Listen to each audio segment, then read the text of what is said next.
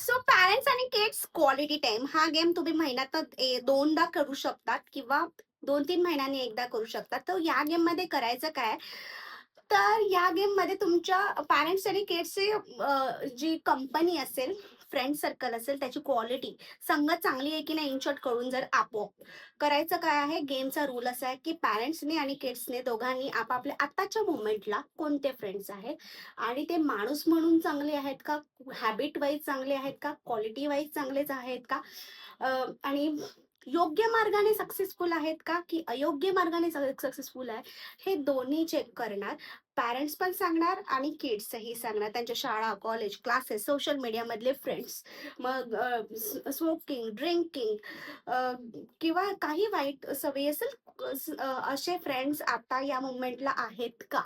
तर ज्यांचा quality wise friends जरी एक जरी असला तरी एक्झाम्पल, आणि त्याचं क्वालिटी वाईज चांगला असेल, माणूस म्हणून चांगला असेल आणि मनाने चांगला असेल आणि योग्य कर्म करत असेल, अशा नंबर ऑफ फ्रेंड्सची संख्या जास्त, तो व्यक्ती जिंकला, पॅरेंट्स किंवा किड्स.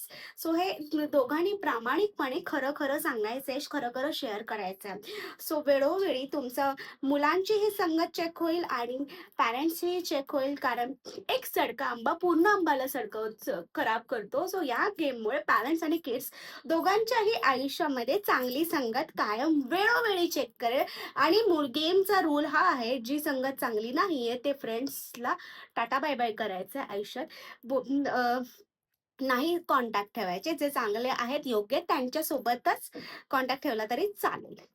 ओके, सो हा या गेमचा रूल आहे. So let's play the game, आणि गेम खेळला तर नक्की कमेंट करून कळवा. Thank you.